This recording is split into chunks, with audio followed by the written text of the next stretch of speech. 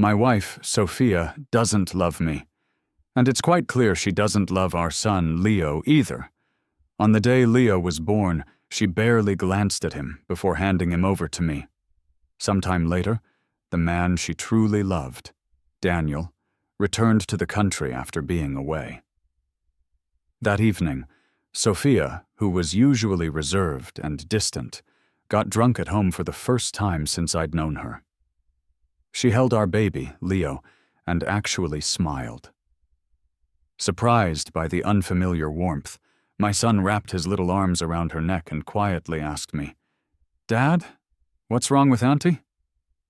I knelt down, pulled him into my arms, and explained as gently as I could, my own eyes stinging. "Auntie's special friend is back. We shouldn't bother her anymore, so we'll have to move out soon." After I put Leo to bed that night, I went to the guest room, my room, and started drafting a divorce agreement. This year marks 7 years since Sophia and I got married. It's also been 7 years that we've essentially lived separate lives under the same roof. Now, I finally felt ready to let her go. There was a soft knock on the door. Leo, holding a small toy airplane, stood there. "Dad, are we really moving?" he asked, looking up at me with hopeful eyes. "But Auntie held me tonight. Does that mean she's starting to like me now?" I hesitated, feeling a familiar pang of sadness. 7 years of marriage, and Sophia had never allowed Leo to call her Mom. I remembered when he was 2 years old. He had accidentally called her Mom while she was walking him back from the supermarket. By the time they reached home, his little knees and palms were scraped raw from falling multiple times on the way. When he was 4, after weeks of him pleading, Sophia finally agreed to take him to an amusement park. He slipped up and called her Mom again. She let go of his hand and walked away, leaving him lost in the crowd. We eventually found him curled up under a bush, crying so hard he could barely breathe. After that, he learned to call her Auntie, and our unusual family dynamic became a quiet source of awkwardness. Thinking about these incidents made my throat tighten.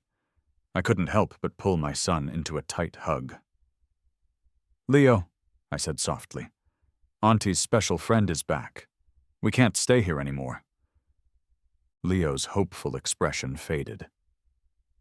Then he eagerly held up the toy airplane. "But Dad, Auntie gave me this gift tonight. If she doesn't like me, why would she give me a gift?" His face was filled with a desperate need to believe he was loved by her. I opened my mouth to respond, but found myself unable to speak. How could I explain the truth? Should I tell him Sophia was happy only because Daniel had returned? Or that the gift was likely something Daniel had brought, perhaps not even intended for him? I couldn't bring myself to say it. Swallowing the lump in my throat, I did what I always did. Protected my son with a gentler version of reality. I kissed his forehead, wiping away a tear that he couldn't see. As a father, no matter how much it hurt me, I wanted to shield him from the full extent of the pain. He endured the disappointment and forced a small smile. "Leo, if Dad wants to take you away from Auntie, would you come with me?" He stiffened slightly, then said quietly, "Can we not go? I haven't even properly called her Mom yet." I pressed my lips together tightly. "Auntie doesn't want us in her home anymore, Leo. Dad has to take you away, all right?" He pulled back, clutching the model airplane close to his chest. After a long silence, he spoke again. "I want to give Auntie 3 more chances. If she really doesn't like us after 3 chances, then we'll leave her forever." Closing my eyes, I agreed to his request. "Okay, Leo. Sophia, my son, and I will give you 3 more chances. After that, there will be no place for you in our lives." Today is Friday. It's also the day Daniel, Sophia's old flame, returned to the country. They had been college sweethearts and even got engaged after graduation. But just a month before their planned wedding, Daniel fell for a Frenchwoman. He left Sophia abruptly, heading to France to pursue this new love, without so much as a backward glance. They went their separate ways after that. Sophia was deeply depressed for a long time. It was during that period that I became her personal assistant. One night, fueled by alcohol and sadness, we ended up together, and Leo was conceived. I became her husband in secret, an arrangement of convenience, but she could never bring herself to truly accept our child. I printed the divorce agreement I had drafted the previous night, and then started writing my resignation letter. Unlike my son, I had grown accustomed to Sophia's coldness over the years. I wasn't naive enough to keep waiting for her to change. 7 years had been more than enough time to extinguish any hope I once held. "Ethan, are you really resigning?" A coworker, Chris, noticed my screen and asked quietly. I smiled and offered the excuse I had prepared. "Yeah, Leo's mom is working overseas. I figured it was time for us to join her, have a proper family reunion." He nodded understandingly. "That's a wise decision. It must be tough raising a kid by yourself here. You know, we all kind of thought you were a single dad." I had to force a bitter chuckle. I wasn't technically a single dad, but my situation felt worse in many ways. My eyes stung, but I kept smiling, maintaining the facade for my colleagues. After submitting my resignation through the company portal, Sophia walked into the main office area with Daniel. He led the way, smiling warmly at everyone. Following closely behind him, Sophia's gaze never seemed to leave his face. Chris nudged me gently. "Hey, look, Ethan. Looks like Sophia is finally opening up a bit." I managed a weak smile while feeling a deep ache in my chest. It might take 10 years for a tree to blossom, but for Sophia, it felt like even a lifetime of waiting wouldn't make her truly look my way. As they were passing my desk area, I couldn't stop myself from calling out her name softly. "Sophia?" Before I could say anything further, she shot me an icy glare. "Ethan, what is it?" Her voice held a cold warning, implicitly telling me to keep quiet, reminding me of my subordinate position in her life, both personally and professionally. I lowered my eyes, hiding the moisture that gathered there one last time. "Sorry, Sophia.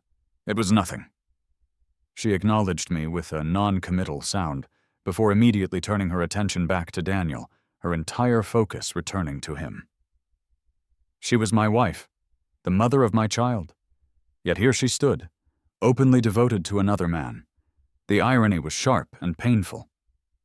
I chuckled silently to myself. I had originally intended to tell her I was leaving, but now it seemed pointless. She had never cared, anyway. Not about my feelings, not about our son, and certainly not about our sham of a marriage. Back at my desk, I received a call from Leo on his children's smartwatch. "Dad, there's a parent-teacher meeting tonight. School gets out early today, and Wendy's mom is dropping me off at your office." I froze for a second, instinctively starting to get up to meet him. Then I saw Sophia, not far away, gently fixing a stray hair for Daniel.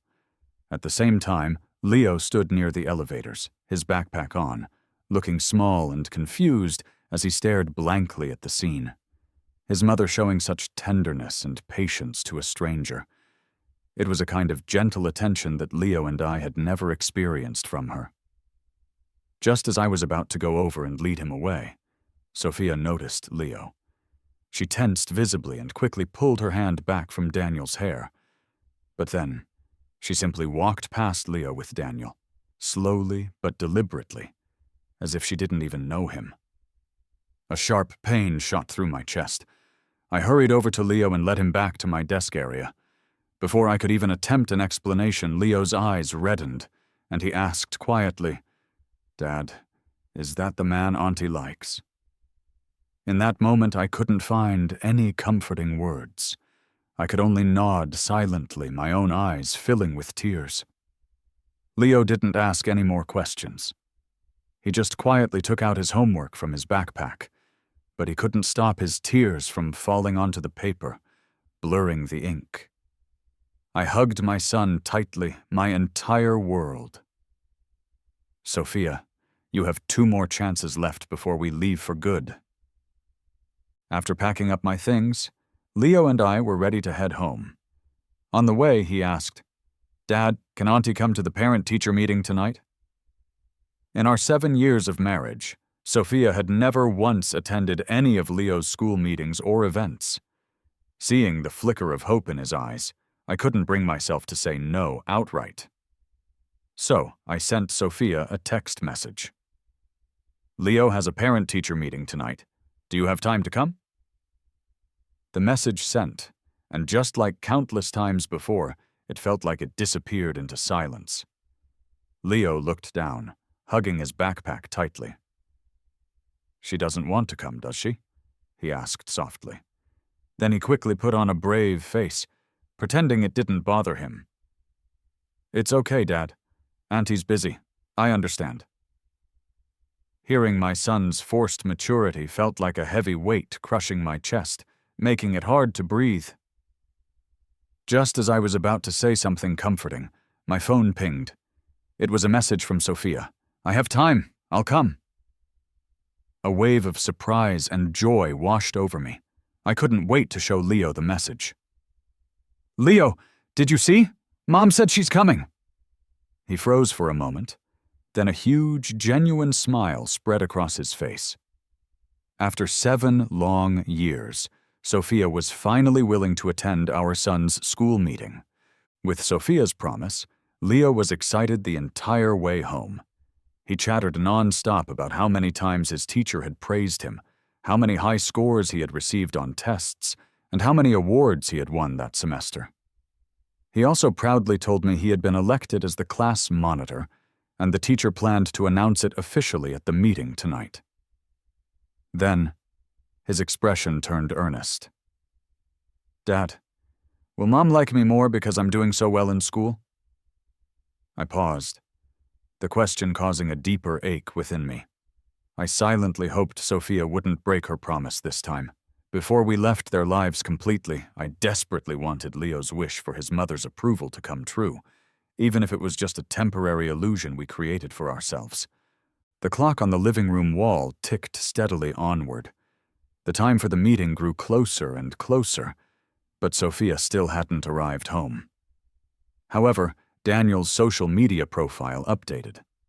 He posted a picture showing Sophia sitting beside an unfamiliar little boy, patiently teaching him how to build with Lego blocks.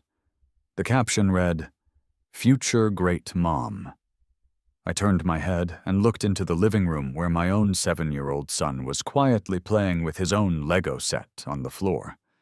The same type of toy, the same age, the same need for parental companionship, but Sophia had never been there for him like that. Sensing my gaze, Leo looked up cautiously. "Dad, is Mom busy again?" he asked, his voice small.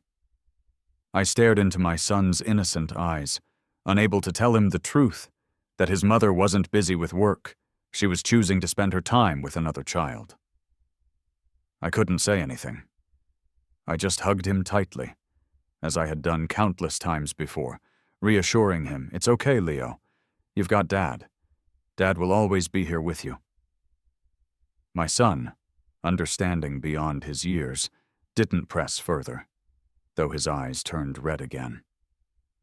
On the way to the school, neither of us mentioned Sophia.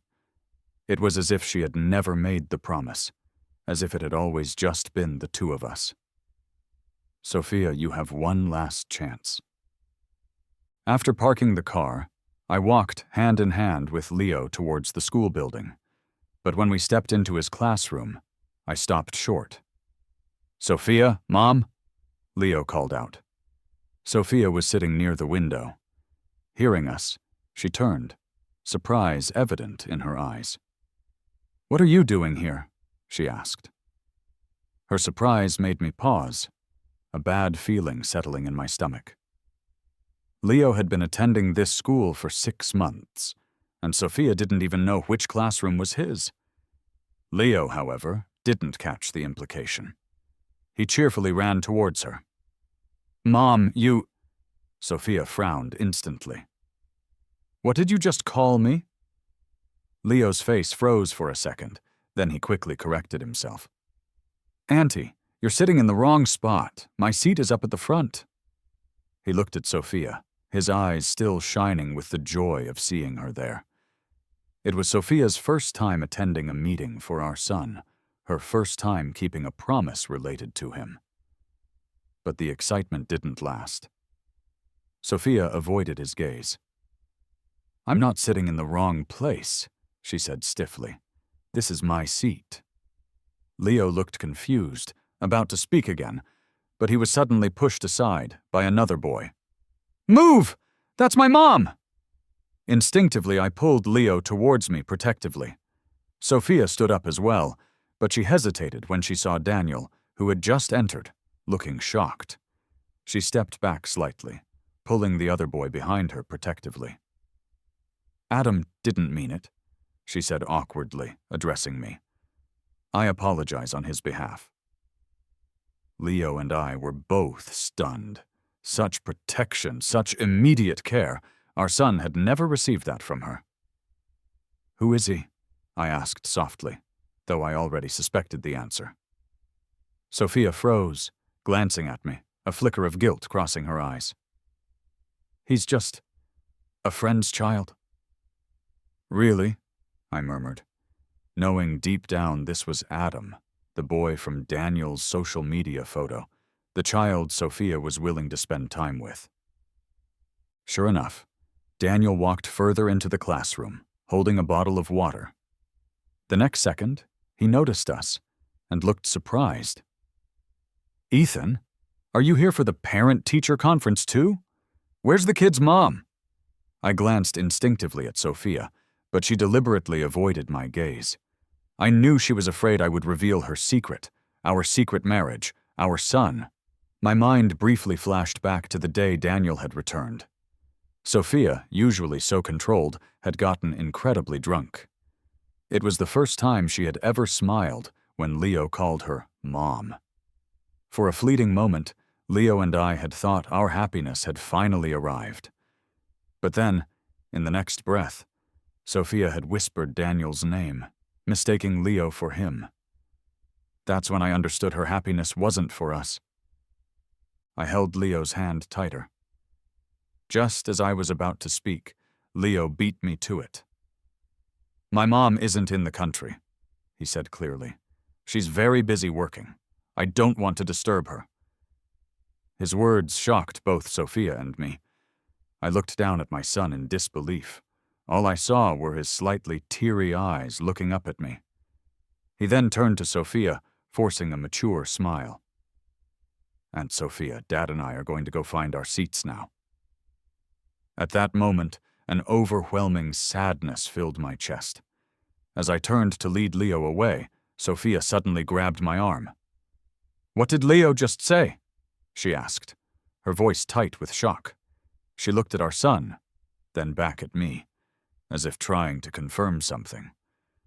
Was it because the child who used to desperately seek her attention had now learned to keep a polite distance? I managed a sarcastic smile. Nothing important. The parent-teacher conference is about to start.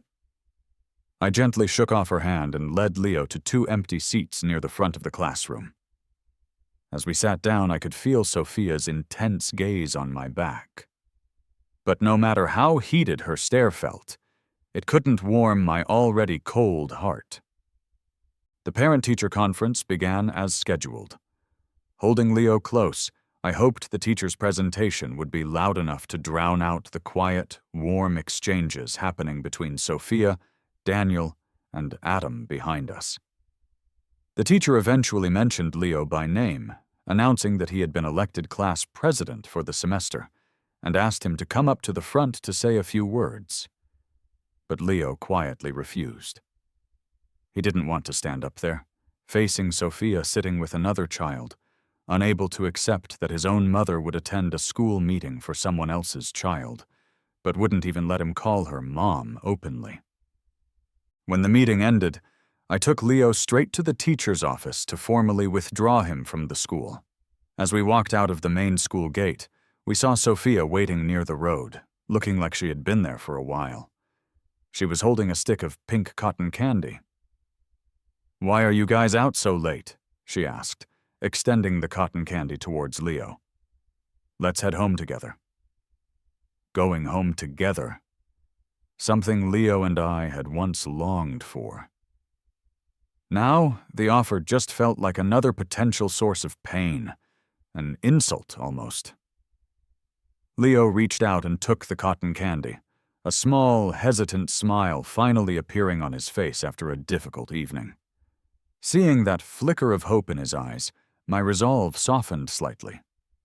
I was about to agree when Sophia spoke again. "Daniel's son, Adam. He's a transfer student and didn't get to participate in the class competition earlier. Maybe you could suggest to the teacher that Leo shouldn't be class president this time. Give Adam a chance instead?"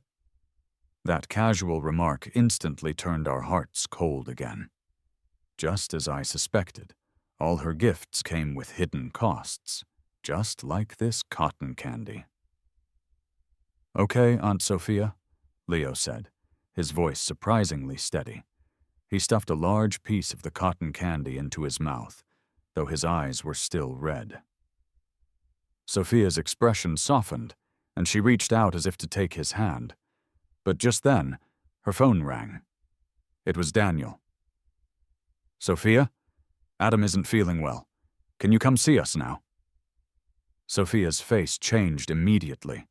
She quickly got into her car nearby. As she closed the car door, Leo suddenly called out, "Mom!" Sophia froze, looking back at her son's tear-streaked face. After a long pause, she simply said, "Be safe," and drove away. This time she didn't correct him for calling her mom, but it was the last time he would ever call her that. That night, Leo and I finished packing our suitcases and booked flights to move overseas. We didn't mention Sophia again. The lights in the living room wouldn't be left on waiting for her return anymore. The next morning, Leo and I left the house with our luggage, checked in our tickets, and boarded the plane. Before turning off my phone for the flight, I sent Sophia one final message. "I wish you happiness." The message thread suddenly showed her typing a response. My finger hovered over the power button, unable to press it down. Leo noticed my hesitation, glanced at the phone screen, and his eyes instantly reddened. He tugged gently at my sleeve, quietly reminding me, "Dad, we're supposed to go." I affectionately ruffled his hair, feeling a deep pang of sorrow for my child, who had been forced to grow up far too soon. Later, I learned what happened after we left. At her office, Sophia stared at the "message failed to deliver" notification on her screen, her frown deepening. She had rushed over to Daniel's place the previous night, only to find Adam wasn't sick at all. He was just hungry and whining for KFC. Thoughts of Leo, whom she had left standing by the school gate, created a persistent sting of guilt. Adam had been thrilled with the fast food, but Sophia felt uneasy. The next day at work, she was distracted. Daniel's voice broke her thoughts. She looked at him, wearing a light V-neck shirt, and frowned slightly. Ethan, who had a good physique, never dressed like that. He always preferred more conservative, professional attire. Daniel, sensing Sophia's distracted state, assumed it was due to his charm, and moved closer. "The clients are here, and the shareholders too. Let me accompany you this time." The strong scent of his cologne made Sophia sneeze. Ethan knew she was allergic to perfumes and had given away all of his own colognes for her sake, even switching his shampoo to a mild, unscented one. Yet Daniel, her fiancé for years, had forgotten this simple detail. Sophia silently distanced herself from him, stood up, and walked towards the conference room.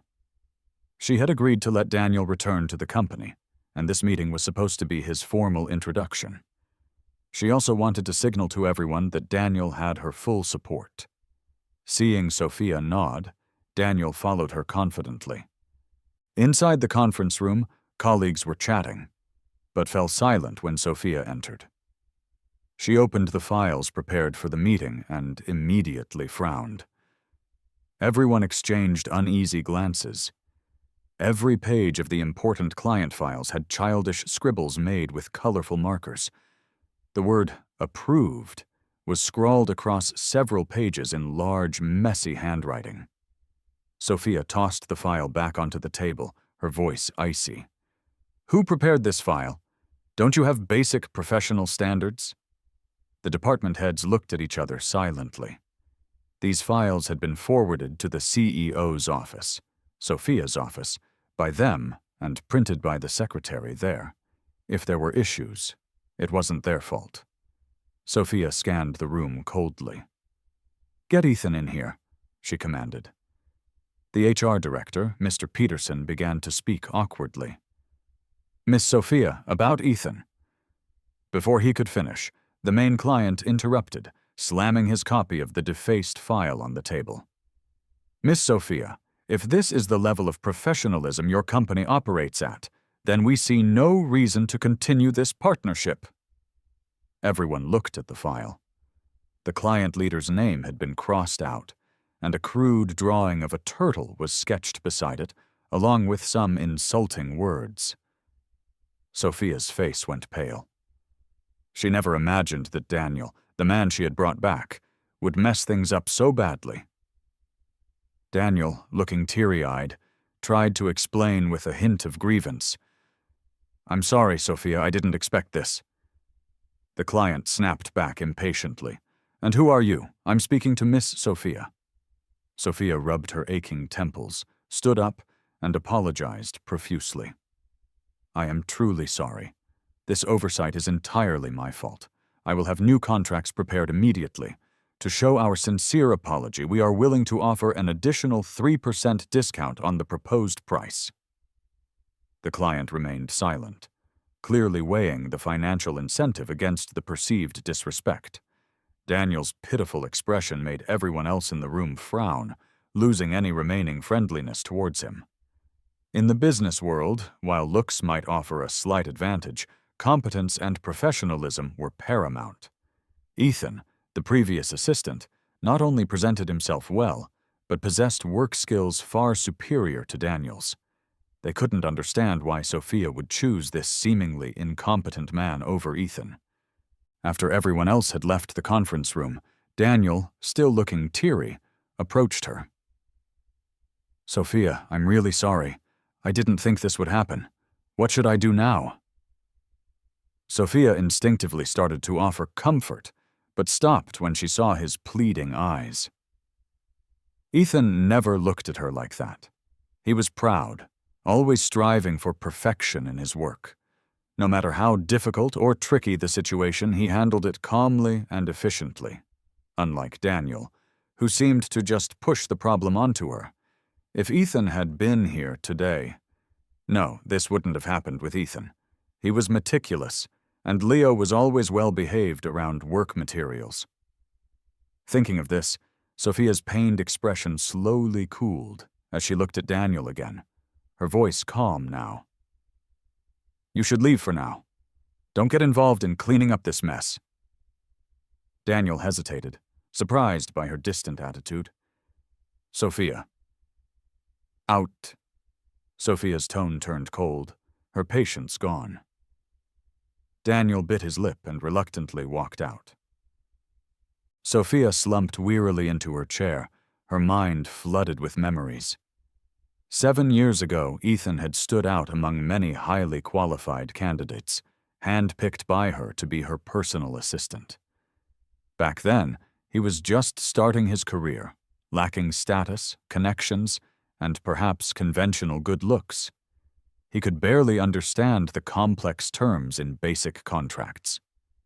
Many colleagues speculated he was just using her, but he worked relentlessly to prove himself, to earn his place beside her legitimately. At work, he constantly sought advice from senior colleagues, despite their initial disdain, always carrying a notebook to jot down her preferences and instructions. After hours, he taught himself multiple languages, French, German, even Esperanto, striving to become her reliable support system in all situations, At business events, he could instantly recall clients' preferences and skillfully navigated difficult negotiations on her behalf. Whenever she needed assistance, he seemed to appear by her side almost instantly. Gradually, he became indispensable, both personally and professionally. Everyone envied her for having such a capable assistant, and she had been genuinely pleased with his competence. Sadly, everything changed after that one night. The gold standard assistant became, in her mind, a schemer who had taken advantage of her vulnerability. All his hard work and dedication seemed, through her biased lens, merely calculated moves to get closer to her. The admiration she once felt turned into disdain, so deep that even their innocent child received none of her care. In her mind, she had convinced herself that if Daniel had been the one with her all along, her life wouldn't be this complicated mess. Now she had what she thought she wanted: Daniel back. But today's incident left her feeling hollow and regretful. Seeing the flashy, somewhat inept Daniel of today, she realized he bore little resemblance to the idealized memory of the man she thought she loved. Maybe her feelings had changed long ago. Maybe she didn't love Daniel as much as she thought. Maybe she loved Ethan? Sophia rubbed her temples, trying to dismiss the unsettling thought. But she couldn't help picturing Leo's face. She might not love Ethan, but the child was innocent. With that thought, Sophia took out her phone and quickly typed a message to my old number. "Pack your things. I'll pick you up later." Sensing the harshness of her tone, she revised it. "Let's take Leo to KFC tonight." She read it over twice, took a deep breath, and finally hit send. Throughout the afternoon, the message remained unanswered, feeling like it had sunk without a trace. Sophia picked up her phone again and again, only to put it down with growing disappointment each time. Daniel came by with coffee, placing it on her desk. "Sophia," he began softly. Sophia stared blankly at her phone screen, not even glancing at him. With a tone of frustration she didn't realize she possessed, she said curtly, "Just leave it there and go, and in the future, call me Miss Sophia at the office. Even though I brought you back here, we need to avoid any appearance of impropriety."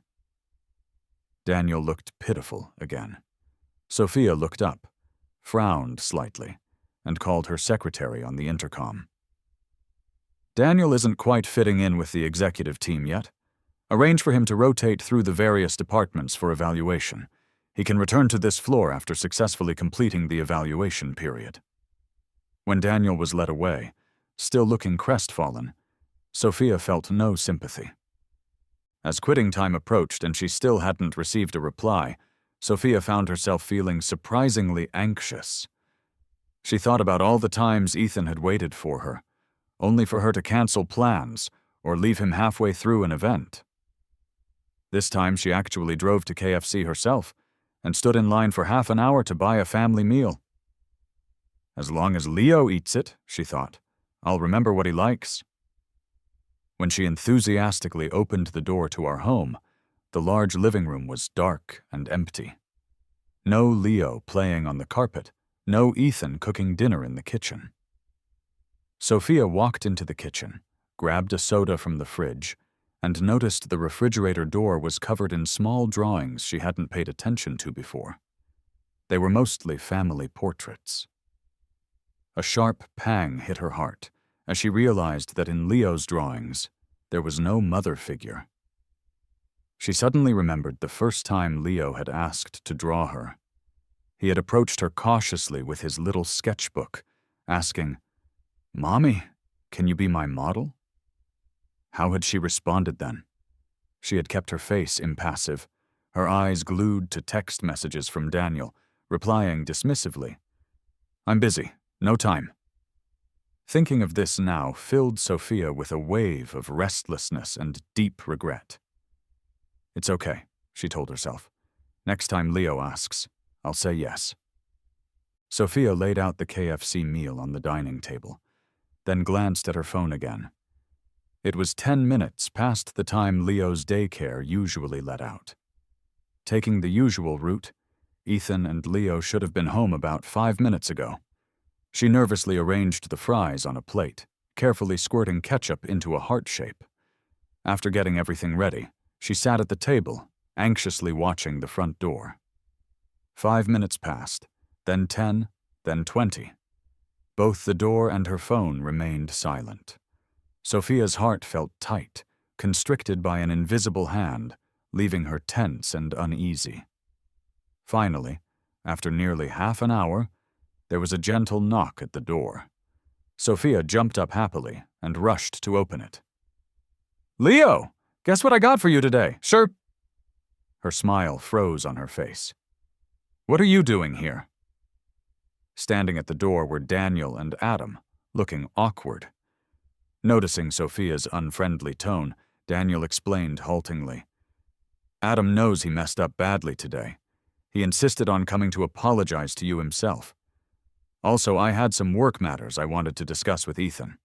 After all, he used to—" Sophia looked at the father and son, clearly feeling annoyed, but not wanting to cause a scene in front of the neighbors. She reluctantly stepped aside to let them in. Adam quickly spotted the KFC on the table and started to reach for it, but was stopped by Daniel's stern look. He lowered his head, saying petulantly, "Mom, I was wrong. I shouldn't have scribbled on your papers." Seeing Adam's pitiful face, Sophia softened slightly. Leo often looked at her with those same pleading eyes. Thinking of her son made her uneasy again. It had been so long. Why weren't Ethan and Leo home yet? She ignored Daniel and Adam, picked up her phone, and walked towards the kitchen to try calling my number again. It was still switched off. She pressed her lips together, hesitated, then dialed the main office number to inquire about my absence from work that day. Just then, she heard a loud, crashing noise from the living room. When Sophia rushed back out, she saw Adam standing amidst the wreckage of a large, complex Lego model. Tiny bricks were scattered everywhere, leaving the living room in chaos. Daniel's stern voice apparently frightened Adam into dropping the half-eaten pastry he held, and he scurried over to Sophia, crying. In the past, whenever Adam got into trouble and Daniel was about to scold him, Sophia would often step in to protect him, acting like a surrogate mother. He likely thought this time would be the same. Daniel, seeing his son run to Sophia, didn't stop him. Instead, a faint trace of satisfaction flickered in his eyes. But this time they were both mistaken. Sophia calmly pulled out her phone, took several photos of the damage, and sent them to her lawyer. Her voice was icy as she delivered an ultimatum. "The cost of the damages and appropriate compensation for today's incident will be discussed between my lawyer and you. Now please leave my home." Daniel looked both wronged and incredulous. "Sophia, it's just a toy. How about Adam apologizes to Leo when he gets back?" Gazing at the shattered Lego pieces, Sophia's voice was soft, but carried a chilling weight that made Daniel shiver. This was Leo's first-place prize from the National Lego Building Competition. It was the only one of its kind in the world. Do you really think a simple apology can fix this? Daniel was speechless. Adam, however, remained defiant. "I won't apologize. Why should I apologize to some mistress's kid?" Sophia's eyes widened in shock. "What did you just say?" Daniel tried to cover Adam's mouth, but it was too late. Adam stood defiantly, hands on his hips. "Ethan is a lover, and Leo is the lover's kid. If he hadn't shamelessly seduced you, you were supposed to be my mom." Sophia's voice turned dangerously cold. "Who told you that?" Adam shrank back slightly, glancing nervously at Daniel, but still shouted loudly, "After the last parent-teacher meeting, that's what the other kids at kindergarten said. Only a lover's child isn't acknowledged by their mom. His house, his mom, they should have been mine. With Dad." Sophia's face darkened as she recalled how she had sternly stopped Leo from calling her Mom during that meeting. Her behavior might have deeply hurt her son, something she hadn't fully considered before. Hearing those cruel words repeated by other children must have been devastating for him.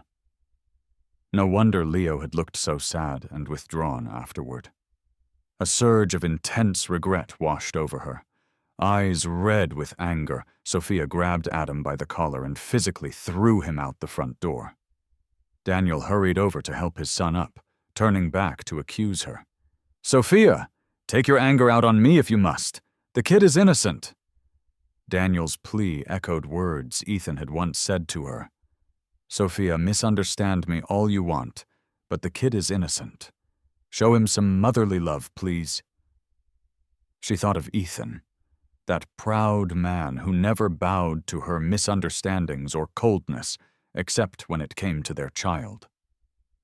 Shaking with anger, Sophia called security to remove Daniel and Adam from her property, and then started frantically calling my office again. By the time she reached Mr. Peterson, the HR director, she was almost incoherent. "Hello?" The line was noisy on his end. She could hear him soothing a child. "Mommy has work to do, sweetie, but I'll play Lego with you soon, all right?" A child's soft voice replied. "Then hurry, or the big monster will take your room." The HR director laughed gently, then moved to a quieter spot. "Miss Sophia, what's up?" His calm, deep voice snapped Sophia back to the present. She awkwardly cleared her throat. "What's the reason for Ethan's absence today?" Mr. Peterson paused before responding. "Ethan resigned, Miss Sophia." "What?" Sophia exclaimed, clenching her fists. Mr. Peterson quickly explained. "He submitted his resignation the day before yesterday. He mentioned his wife works overseas, and he wanted to reunite his family there permanently." Sophia gritted her teeth. "And how come no one informed me about this?" Mr. Peterson hesitated again. "Well, Miss Sophia, you previously mentioned that Ethan was just a regular assistant, so his exit procedures followed standard company protocol, which doesn't require senior executive approval. Seeing his determination to leave, I processed his resignation promptly." "Is there a problem?" Sophia listened, gripping her phone tighter, almost laughing with exasperation and disbelief. How did she not know when Ethan acquired a wife abroad? About to vent her frustration, a child's voice suddenly came through the phone again. "Mommy, why aren't you here yet?" The HR director's soothing voice followed. "Soon, sweetie, soon. Be good for Mommy while she finishes this call, okay?" It seemed every parent naturally softened their voice when speaking to a child. Sophia listened in a daze, unavoidably thinking of Leo. She once had a complete family, didn't she? But it felt like she had carelessly lost it. She numbly walked into the guest room, a place she hadn't set foot in for 7 years. Everything looked neat and tidy, just as Ethan always kept things, except for the new document lying on the small desk, the divorce agreement. She picked it up and flipped through the pages. The terms clearly outlined the division of assets and custody arrangements. The usually stoic, composed woman's eyes suddenly welled up with tears. She hadn't expected that Ethan, the man she had long suspected of being greedy and opportunistic, only wanted one thing: full custody of Leo. He asked for nothing else, not the house, not a share of her wealth, nothing for himself. Sophia didn't go to work the next day. She waited outside Leo's kindergarten early in the morning, hoping to see me drop him off, perhaps catch a glimpse of his smile.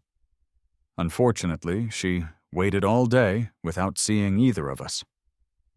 At pickup time, Adam ran out and immediately spotted Sophia's familiar Rolls-Royce parked nearby. Just as he was about to approach the car, expecting a ride as usual, Sophia stopped him. "Where's Leo? Did you see him today?" Adam looked at Sophia with disdain. "No. Maybe he knows he's just a lover's kid and didn't dare come to school today." Daniel arrived just then to witness the standoff, feeling increasingly uneasy. The previous evening, upon returning home, he had received 2 pieces of mail. an official termination notice from Sophia's company, and a formal letter from her lawyer regarding the damages caused by Adam. He had thought he had successfully won Sophia back, but it was becoming painfully clear that her heart was already occupied by Ethan and Leo. She just hadn't wanted to admit it to herself. When the kindergarten principal learned who Sophia was, the CEO of a major corporation, his attitude shifted from surprise to open disapproval. He didn't mince words. "In all my years as an educator," he said sternly, "I've never seen someone so eager to be another child's mother while neglecting her own. At every parent-teacher meeting, other children would tease young Leo about not having a mom present. I honestly thought his mother had passed away." He informed her that Ethan had already completed the withdrawal paperwork for Leo the previous day. Apart from a thick stack of achievement certificates left behind, there was no trace of Leo ever having been there. Sophia stood outside the kindergarten gates, clutching the pile of certificates, tears streaming down her face. She finally, truly realized what she had lost. Not just a supportive and capable partner, but also a remarkable, resilient son. The next time I saw Sophia was several years later at Leo's first major art exhibition. Over the years we spent abroad, I had nurtured Leo's natural talent for art. Despite his young age, he had already gained recognition as a promising young artist. He was invited to bring his work back to our home country for a special charity auction, with all proceeds designated for a children's shelter, as per his wish. At the start of the auction, one bidder placed exceptionally high bids, winning all of Leo's paintings. I had a strong feeling I knew who it might be. Sure enough, when the time came for the artist to personally thank the buyer, Sophia appeared. She looked much more worn than I remembered. Her clothes seemed slightly wrinkled, and new lines marked the corners of her eyes. Even so, she still possessed a certain understated beauty. She stared steadily at Leo and me as she awkwardly accepted the bouquet of flowers Leo handed her. During the brief hugging segment for the cameras, I overheard her whisper to him, "I'm so sorry, Leo, I lost you. Can you give Mom another chance, please?" Leo stiffened for a moment in her embrace, then quickly stepped back, composing himself and offering a polite, formal smile. "Thank you, ma'am, for your generous donation," he said clearly. "I hope you will continue to support charitable causes and help more children find loving mothers." Sophia's eyes welled up with fresh tears as she looked at Leo. But what good is love that arrives too late? The hurt Sophia inflicted would likely remain a scar on Leo's heart for life. Even if he could eventually forgive her, I knew I wouldn't find it quite as easy. After the charity event, Sophia followed us back to our home abroad. When the doorbell rang later that week, I wasn't surprised to see her standing there, looking guilty and nervous. She stood on the doorstep and looked at me earnestly. "I never signed the divorce papers, Ethan," she stated quietly. "I know I was wrong, terribly wrong. I've reflected on it constantly over these past few years. I want my family back. Will you give me a chance to court you properly this time?" I rarely found myself at a loss for words, but this time, after a long pause, I simply stepped aside and let her in. I knew that sometimes, late at night, Leo still cried quietly for the mother he barely knew. Though he had grown older and learned to hide his feelings well, afraid of making me sad, he had never completely stopped longing for her. A month later, Sophia knocked on my door again. "I've transferred my entire business operation abroad," she announced, looking determined. "I'm going to do my absolute best to be a good mom from now on." Leo, standing beside me, exchanged a knowing glance with me. "I believe she will try,"